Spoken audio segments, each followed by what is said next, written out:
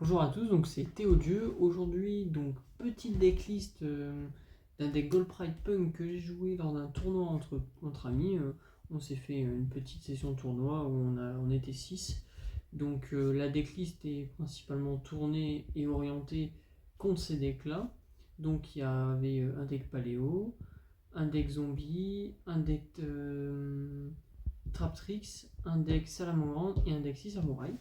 Donc j'ai terminé premier, j'ai gagné toutes mes rondes et du coup je voulais vous présenter un peu la decklist du deck et à partir de maintenant sur la chaîne voilà on va essayer de refaire des decklists un peu de decks un peu atypiques qui sortent un peu du lot. Et donc aujourd'hui on va commencer avec le deck Gold Pride Punk. Donc je joue 3 Léons. Tous les punks ont un effet en commun, c'est que si on a moins de points de vie que l'adversaire, on peut les spé de la main gratuitement. Elle, quand elle est norme ou spé, on peut reborn un Gold Pride du cimetière. Par contre, on est restreint en Gold Pride jusqu'à la fin du tour.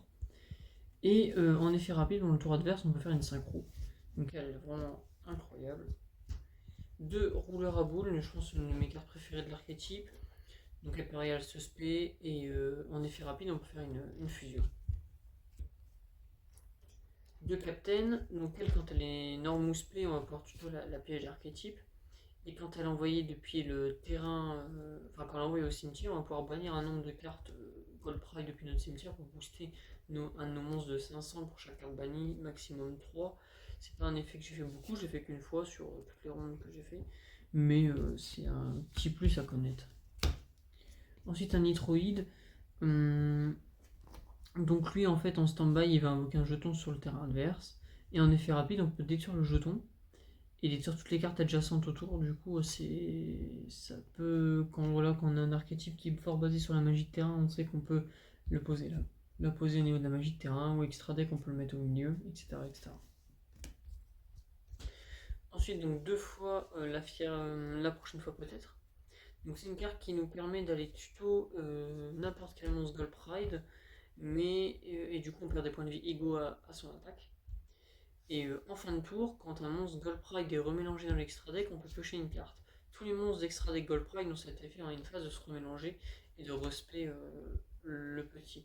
La synchro va respect Léon, la fusion va respect rouleur à boule, et la I6 va respect Captain, et la lien va respect Nitroid. Ensuite, je joue une fois la Reborn, une fois la piège, donc du coup elle dit qu'on a l'adversaire norme ou spé. On va révéler 3 Gold Pride dans différentes pins de deck. Et en fait, il y en a un des 3 qui va être spé et le monstre que l'adversaire aura norme ou spé sera détruit. Donc ça c'est pour la partie Gold Pride. Maintenant on va passer donc un peu au liant du deck. C'est donc les monstres punk. Parce qu'en fait l'archétype punk nous permet d'accéder au Gold Pride et nous permet de perdre des points de vie. Et du coup proc tous nos effets de Gold Pride. Donc Ziamin, donc on paye 600 et on va tuto n'importe quel punk du deck. Du coup, je joue 2 renards, un ogre. Renard, tu le défausses avec un monstre de ta main, enfin avec une carte de ta main pour spé n'importe quel punk du deck. Ogre, tu la défausses pour tuto un punk. Les deux, tu peux les invoquer en tributant un punk en invocation spéciale. Ils ont un effet aussi durant la battle, etc. Mais ça, c'est un peu occasionnel. Une note de serre. Donc, note de serre, tu vas pouvoir la révéler depuis ta main avec un punk et spé un des deux. L'autre sera envoyé au cimetière. Et quand on l'envoie depuis le terrain au cimetière, ça va permettre de reborn un punk du grave. Ensuite, donc, tous les punks qu'on joue en one-off. Donc, elle fait une fusion en payant 600. Elle tue une magie en payant 600. Et elle tue une piège en payant 600. Du coup, on joue une fois la magie. La magie qui permet du coup de bannir un punk du cimetière pour spé un punk de la main. Mais aussi, dès qu'un monstre psychique paye des points de vie pour activer son effet, on pioche une carte et cet effet c'est 2 fois par tour. Donc c'est vraiment très fort, ça fait vraiment beaucoup de cartes advantage. Ensuite je joue une fois chacune des pièges punk. Pourquoi je joue celle-ci? Donc celle-là en gros elle fait impermanence. Et celle-ci elle détruit une posée. Et si tu contrôles un punk tu peux détruire juste une carte. Pourquoi je la joue? Parce qu'en fait bon bah il y avait un deck Sala, il y avait un deck Paléo, Traptrix et même Zombie. Du coup je l'ai rentré parce que je me suis dit que c'est une carte qui est forte dans tous les match-ups. Même parce que voilà, en fait ça la rend dans tous les match-ups, du coup je l'ai joué main deck. Après donc 3 téléporteurs, donc ça qui permet de spé un psychique du niveau 3 du deck. Un TTT et un call-by. Ensuite, on va passer donc, à tout ce qui est entrave, donc 3 haches, 3 veilleurs, une ogre, 3 impermes. Pourquoi une ogre? Parce que juste je peux la tuto avec l'archétype, avec la synchro d'archétype punk, donc voilà, je joue qu'une fois. Et c'est pas forcément. Enfin, c'est une carte qui était forte dans le format, mais voilà, je voulais pas la jouer à plus non plus. Donc là, on va passer à l'extra deck. Donc je joue une fois l'alien, je la présente pas parce que j'ai jamais fait du tour d'une autre mini tournoi et qui en vrai n'est pas si ouf que ça. C'est juste que je savais pas la nouvelle synchro 11, du coup j'ai mis cette carte là. Donc ensuite deux Sharkari, donc qui nous permet d'accéder du coup au Gold Pride via les punks parce que c'est de niveau 3. Et elle du coup quand elle est invoquée on peut enfin juste une fois par tour on peut détacher un matériel. Et tuto a une magie Gold Pride. Et si on a moins de points de vie que l'adversaire, on peut foolish un Gold Pride en plus. Et du coup, elle a une phase, elle se remélange et elle SP Captain Carry. Ensuite, un rouleur à boule. Donc, elle, vraiment incroyable la carte. T'as moins de points de vie que l'adversaire peut pas répondre à l'effet de la carte en gros. Et admettons, tu as utilisé deux monstres pour son invocation. Bah, tu vas pouvoir cibler deux monstres adverses et les prendre en tant que magie d'équipement. Du coup, ça permet vraiment de gérer le board parce que si par exemple l'adversaire a trois monstres, tu peux juste faire fusion à 3 et voilà, trop fort. Une étoile Léon, donc elle en gros tu vas cibler à l'invocation un monstre adverse, elle va gagner des points d'attaque égaux au monstre, et si tu as moins de points de vie que l'adversaire, tu détruis la carte. Du coup c'est une carte qui, en gros c'est une pète. Ensuite donc pour l'archétype punk, je joue une fois la fusion, et en gros on peut l'attribuer les deux punks depuis notre deck. Une fois la synchro 8 qui du coup permet en payant 600 d'aller tuto un psychique niveau 3 depuis notre deck. Du coup on peut soit aller chercher nos pièces de combo, soit aller chercher ogre. Et quand il est dans le cimetière, si l'adversaire active un effet en réponse à l'activation d'un monstre punk, on peut la reborn. Une fois la grosse synchro, quand elle arrive sur le terrain, on va bounce des cartes adverses égaux au nombre de psychiques niveau 3 de noms différents de notre cimetière.